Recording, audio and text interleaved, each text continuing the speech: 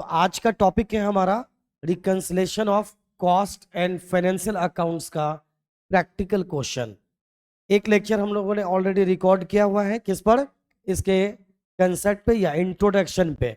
वहां पर बहुत डीपली बता दिया गया है आपको ऑलरेडी कि ये हम रिकंसिलेशन क्यों करते हैं। मोटी मोटी बातें मैं कर दूं एक बार और जल्दी से, ताकि आपको समझने में ज्यादा परेशानी ना हो। लेकिन अगर इसको समझना चाहते हैं इस चैप्टर को, तो निश्चित तौर पर प्रीवियस लेक्चर को आपको कंफर्म करना पड़ेगा। अगर इस क्वेश्चन को आप कंफर्म करना चाहते हैं तो इस चैप्टर के अंदर हमें यह समझना है कि देखो, कॉस्ट किसी भी ऑर्गेनाइजेशन में जहां पर कॉस्ट अकाउंटिंग हो रहा होता है, वहां पर फाइनेंशियल अकाउंटिंग भी होता ही होता है। कॉस्ट अकाउंटेंट जब अपना प्रॉफिट निकालते हैं कॉस्ट शीट के माध्यम से, और जब फाइनेंशियल अकाउंटेंट्स प्रॉफिट निकालते हैं फाइनल अकाउंट के माध्यम से, तो दोनों के प्रॉफिट में डिफरेंस आ जाता है। और उन डिफरेंसेस के बहुत सारे कारण होते हैं, है ना। जैसे कि कॉस्ट अकाउंटेंट ऐसे बहुत सारे आइटम्स को वो कंसीडर करता ही नहीं है जो फाइनेंशियल अकाउंटेंट जिसको मानते हैं वो कॉस्ट अकाउंटेंट मानते ही नहीं है। ऐसे बहुत सारे आइटम्स है, like provision for doubtful debts, goodwill return of, preliminary expenses return of, interest paid and received, interest on capital and so on. ऐसे बहुत सारे आइटम्स हैं जो फाइनेंशियल अकाउंटेंट उसको लिखते हैं या उसको एक्सपेंस मानते हैं, कॉस्ट अकाउंटेंट उसे एक्सपेंस या इनकम मानते नहीं है। ऐसे बहुत सारे ऐसे भी आइटम हैं जो मानते तो दोनों हैं लेकिन वो अलग अंदाज से मानते हैं। लाइक डेप्रिशिएशन हो सकता है फाइनेंशियल अकाउंटेंट अलग तरह से लगा दे और कॉस्ट अकाउंटेंट अलग तरह से लगा दे। स्टॉक वैल्यूएशन भी हो सकता है, दोनों अकाउंटेंट अलग अलग टाइप से कर दे। तो इस पॉइंट ऑफ व्यू से अगर आप गौर से देखें तो इसी वजह से दोनों के प्रॉफिट में क्या आता है, डिफरेंस आता है। और उस डिफरेंस के कारण को पता लगाने के लिए हम क्या बनाते हैं, रिकंसिलेशन स्टेटमेंट बनाते हैं। बाकी चीजें मैं ऑलरेडी डिस्कशन कर चुका हूं, तो मैंने ओवरऑल एक बार मैंने बता दिया ताकि आपको थोड़ा सा कंटिन्यू करने में आसानी हो। थोड़ा सा जब आपको लंबी छलांग लगानी हो ना, तो थोड़ा सा दूर से दौड़ कर आना पड़ता है, तो थोड़ा सा पीछे से लेकर मैं आया हूं ताकि आप कनेक्ट कर पाए इस क्वेश्चन से। चलिए, जो ऑफलाइन बच्चे जो किसी वजह से नहीं सुन पाए, उनको लग रहा है कि वो वीडियो मिलेगा कब, ठीक है ना, फिर भी बर्दाश्त कीजिए, कुछ सजा तो मिलनी चाहिए। तो देखिए, the cost book of company show a profit of 48,000। ध्यान से देखिएगा, यहां से स्टार्ट करते हैं। मैं पहले आपको इसका पूरा खाका तैयार करके दे रहा हूं। कितना है ये बोलिए? 48,000। किसका प्रॉफिट, किसका बोलो जल्दी? कॉस्ट अकाउंटेंट ने जो कॉस्ट शीट बनाकर जो प्रॉफिट निकाला, वो प्रॉफिट कितना है? 48,000। while the net profit as per financial book is 29,500। जैसा कि मैंने पहले बताया था आपको कि नॉर्मली फाइनेंशियल अकाउंटेंट का प्रॉफिट कम होता है, normally, not necessary but normally ऐसा ही होता है। वाई? क्योंकि ये कुछ ज्यादा ही आइटम को एक्सपेंस मानते हैं। कौन? Financial accountants. खैर, तो बहुत फूंक कर कदम उठाता है कौन? Financial accountant. इसलिए ज्यादा विश्वसनीय प्रॉफिट ये होता है, ठीक है ना। तो दोनों का प्रॉफिट अलग अलग आ गया। अब इसी के प्रॉफिट के कारणों का पता लगाना है, और ये बात मैं प्रीवियस लेक्चर में कर चुका हूं। On the basis of the following information prepare a statement remitting the two profits. अब चलिए आइए, अब गौर कीजिए, cost books and financial books. अब ये आपको कंपैरिजन करना है। बेस किसको मानेंगे हम? पहले समझिए, कॉस्ट बुक को, कॉस्ट बुक के प्रॉफिट को बेस मानेंगे, और कॉस्ट बुक के प्रॉफिट को जिसको बेस मानेंगे, इसको किसके अकॉर्डिंग बनाना है? इसको किसके जैसा बनाना है? कॉस्ट को किसके जैसा बनाना है? फाइनेंशियल के जैसा बनाना है। तो वो बढ़ा हुआ है तो इसे बढ़ाएंगे, और वो घटा है तो, एक थोड़ी याद रखो, वो बढ़ा है तो, वो बढ़ा है तो इसे, इसे मतलब किसे? कॉस्ट के प्रॉफिट को बढ़ाएंगे। और वो घटा है तो इसे, बस ये बात रखो, वो जैसा है इसे वैसा कर देंगे। डन? तो वो बढ़ा है इसे बढ़ाएंगे, वो घटा हुआ है तो इसे घटा देंगे। ये थ्योरी याद रहेगी, एक बार रिपीट कर लीजिए आप लोग। वो बढ़ा है तो, वो मतलब कौन? फाइनेंशियल बुक का प्रॉफिट बढ़ा हुआ है तो इसे बढ़ाएंगे, मतलब किसे बढ़ाएंगे? कॉस्ट बुक को बढ़ाएंगे। अल्टरनेटिवली, फाइनेंशियल बुक का प्रॉफिट बढ़ा हुआ है तो कॉस्ट बुक के प्रॉफिट को बढ़ा देंगे, और अगर फाइनेंशियल बुक का प्रॉफिट घटा हुआ है तो कॉस्ट बुक के प्रॉफिट को घटा देंगे। अब बढ़ा हुआ है घटा हुआ है आप कंपैरिजन करके पता लगा लेंगे। तो चलिए आइए, फैक्ट्री एक्सपेंस कॉस्ट बुक के अकॉर्डिंग कितना है 20,000 और इसके अकॉर्डिंग कितना है 22,000। 5 मिनट्स दिमाग लगा लीजिए, इसके आप एक्सपर्ट बन जाएंगे, जो नॉर्मली बच्चे रट लेते हैं।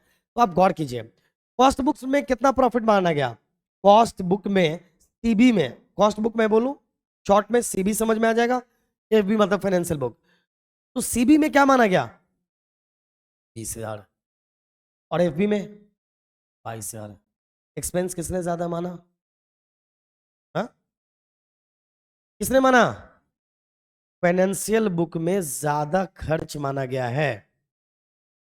फाइनेंशियल बुक में एक्सपेंस ज्यादा माना गया।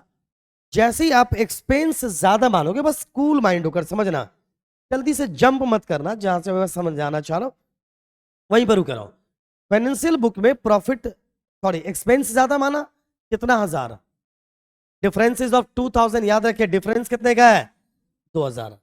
2000 एक्सपेंस किसने ज्यादा माना, फाइनेंशियल बुक में ज्यादा माना। इसका मतलब कि 2000 से इसका प्रॉफिट घट गया, इसके कंपैरिजन में प्रॉफिट किसका घटा हुआ है, तो ये घटा हुआ है ना, तो इसका भी प्रॉफिट क्या कर देंगे, घटा देंगे। क्या करेंगे बोलो, ये घटाएंगे, माइनस करेंगे 2000। बात समझ में आ रही है, अगर समझ में नहीं आया तो मैं फिर समझाता हूं, बस यही वो पॉइंट है, कंफर्म कर लो मैंने क्या कहा है। कि पहले मुद्दा समझ लो और उसका रिजल्ट देखो, उसका इंपैक्ट क्या हुआ, प्रॉफिट किसका, फाइनेंशियल बुक का प्रॉफिट चेक कर लो, इस वजह से क्या हुआ है, फाइनेंशियल बुक का प्रॉफिट इस वजह से बढ़ा हुआ है कि घटा हुआ है, सिंपल से बताओ। अरे भाई कॉस्ट बुक में किसी खर्च को 20,000 माना गया, फाइनेंशियल बुक में उसी खर्च को 22,000 माना गया, तो फाइनेंशियल अकाउंटेंट ने 2000 खर्च ज्यादा माना, इसका मतलब कि उसका 2000 का प्रॉफिट कम हो गया। राइट, प्रॉफिट घटा हुआ किसका है इस वजह से, फाइनेंशियल बुक का प्रॉफिट चेक करो कि फाइनेंशियल बुक का प्रॉफिट इस वजह से घटा हुआ है कि बढ़ा हुआ है। तो इसको भी क्या कर देंगे, कॉस्ट बुक को क्या करेंगे, घटाएंगे। एनी प्रॉब्लम, आइए नेक्स्ट पॉइंट बढ़ाते हैं। ऑफिस एक्सपेंस कितना 12,000 और इसका कितना 10,000। अब बताइए ऑफिस एक्सपेंस किसने ज्यादा माना, कॉस्ट बुक में कम किसने माना, इसका मतलब 2000 से प्रॉफिट फाइनेंशियल बुक का बढ़ा हुआ है, बढ़ा हुआ है, तो इसका मतलब इसके कॉस्ट बुक के प्रॉफिट को 2000 से क्या कर देंगे, बढ़ा देंगे। अभी सुनते जाइए आराम से। नेक्स्ट आइए, सेलिंग एंड डिस्ट्रीब्यूशन एक्सपेंस 8,000 किसने माना, कॉस्ट बुक ने, फाइनेंशियल बुक ने कितना माना 7,000, इसने कम माना, इसका मतलब इसका प्रॉफिट बढ़ा हुआ है कितना से 1,000 से, तो कॉस्ट बुक के प्रॉफिट को क्या क्या कर देंगे हम 1,000 से बढ़ा देंगे। मतलब जैसी स्थिति फाइनेंशियल बुक की है वैसी स्थिति इसकी कर देंगे, यार टेंशन क्यों लेना है।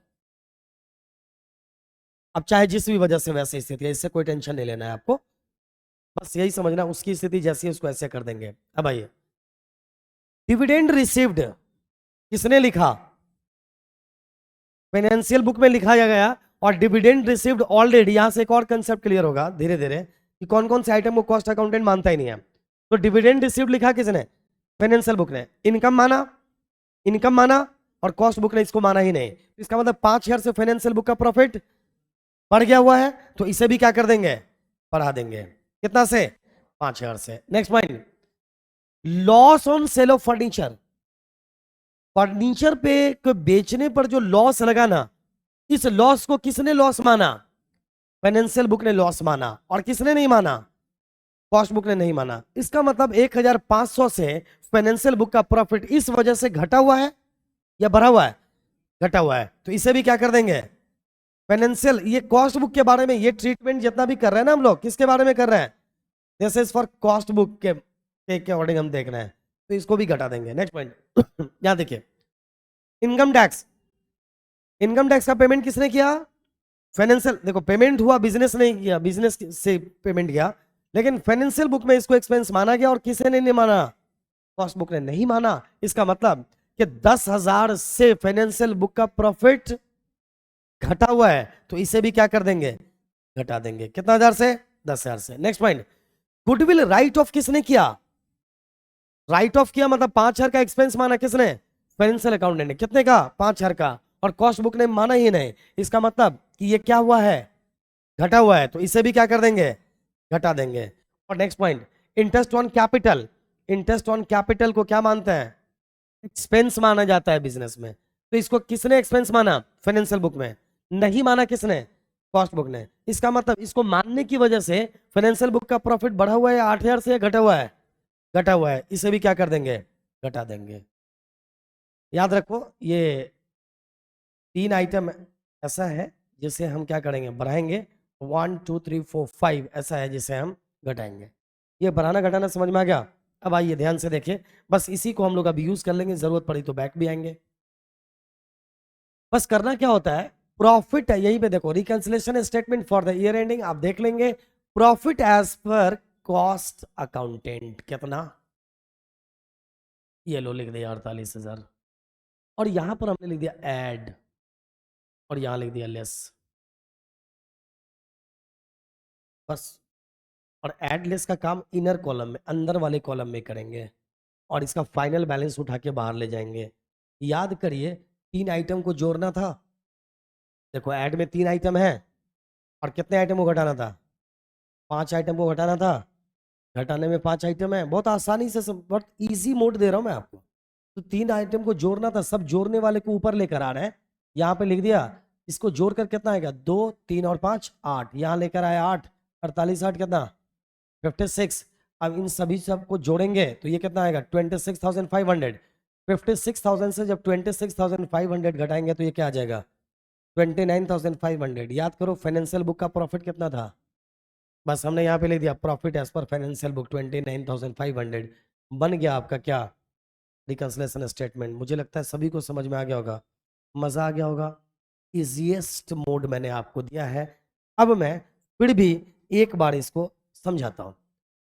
कुछ करना नहीं है, आपको कॉस्ट बुक का प्रॉफिट को लाकर लिख देना है, इधर लिखना है आपको एक ऐड, और कुछ खाली जगह छोड़कर लिख देना लेस।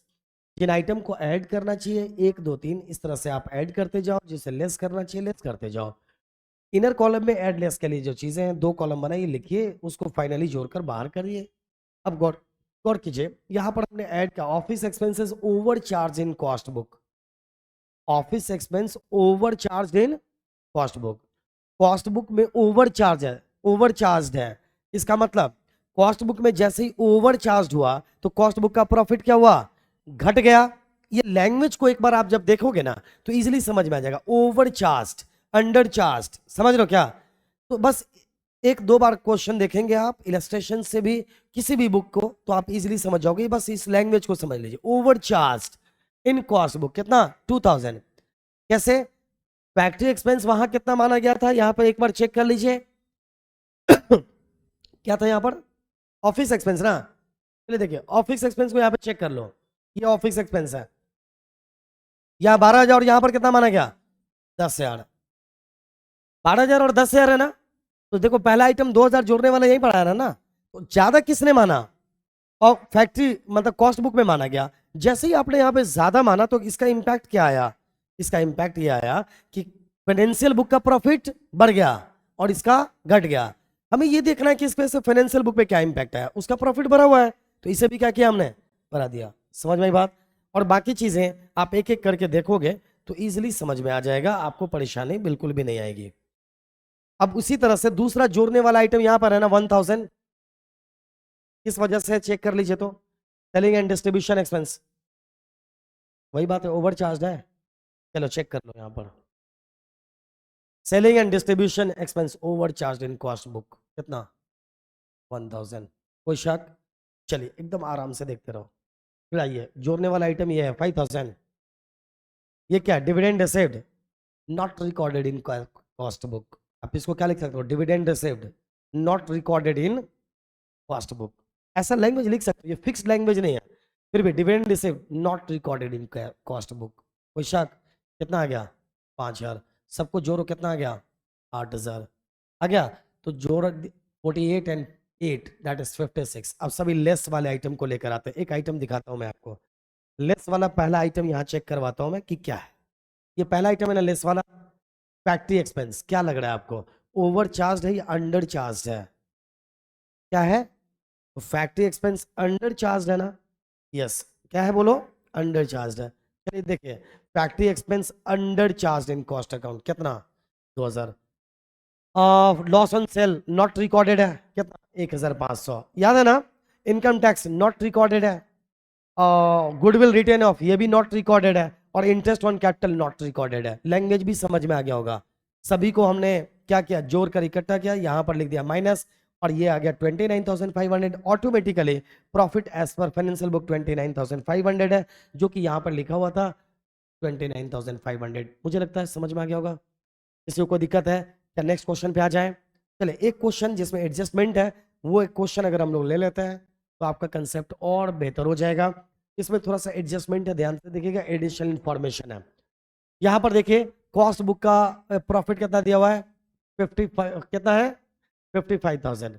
देखा द कॉस्ट बुक ऑफ आकाश अवकाश limited disclose a profit of 55,000 from the information given below, prepare a reconciliation statement and show the profit of financial books। सीधी सी बात है, सुनो, यहाँ पर फाइनेंशियल बुक का प्रॉफिट नहीं है पता है, कॉस्ट बुक का तो पता है ना।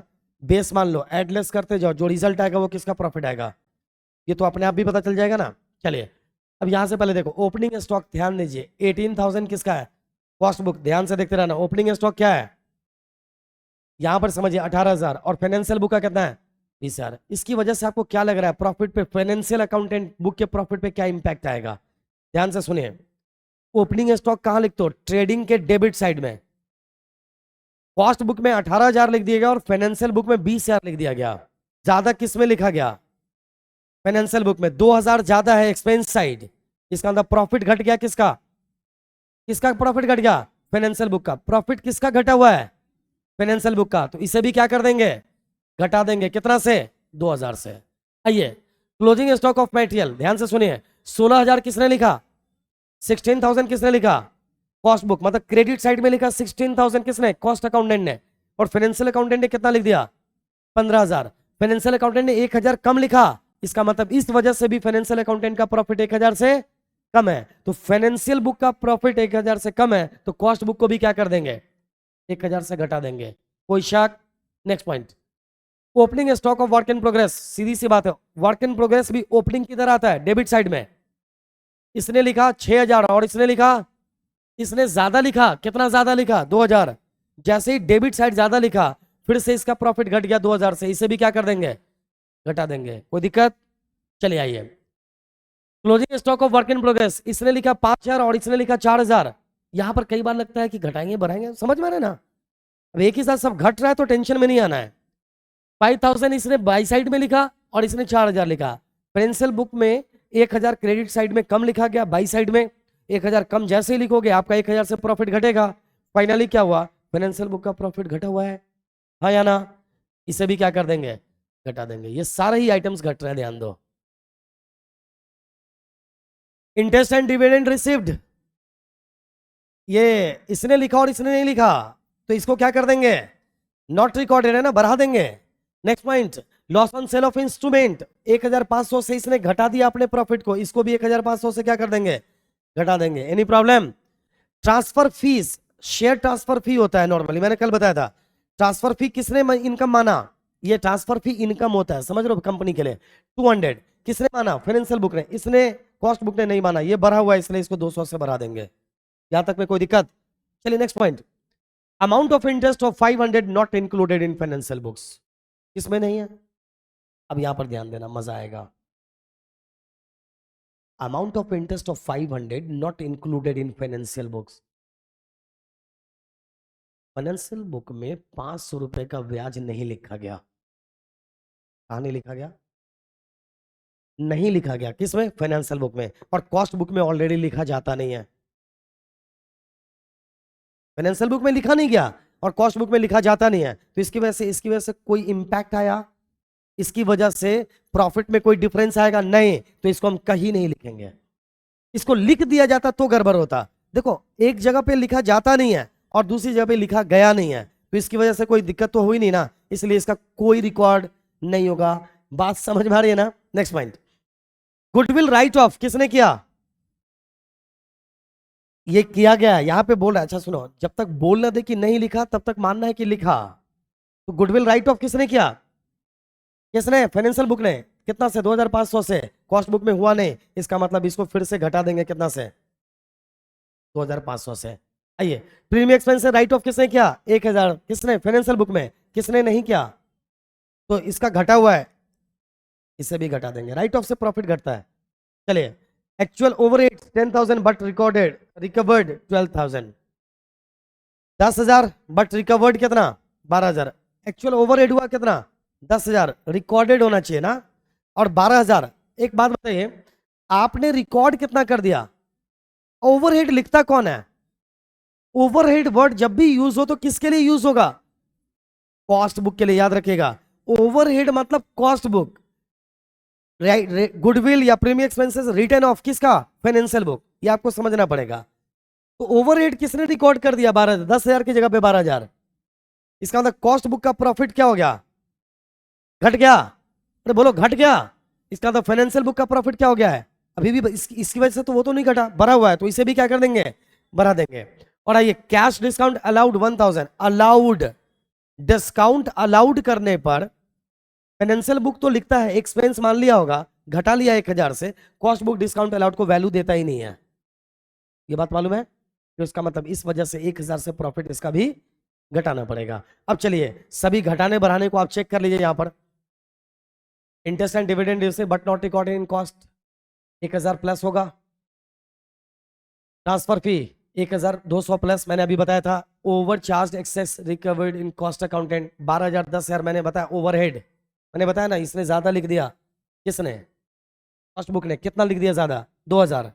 इसने अपना प्रॉफिट घटा लिया, लेकिन फाइनेंशियल बुक का प्रॉफिट तो घटा नहीं ना। तो इसका मतलब क्या हो जाएगा? ये यहाँ देखो,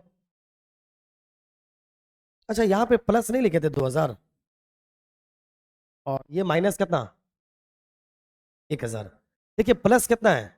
1 2 3, यही प्लस होगा ना। देखिए माइनस कितना है? 1 2 3 4 5 6 7 8। 3 चीज जोड़ना है और 8 चीज घटाना है। आइए चेक कर लेते हैं, बाकी आप लोग आराम से पढ़ के देख सकते हो इसको।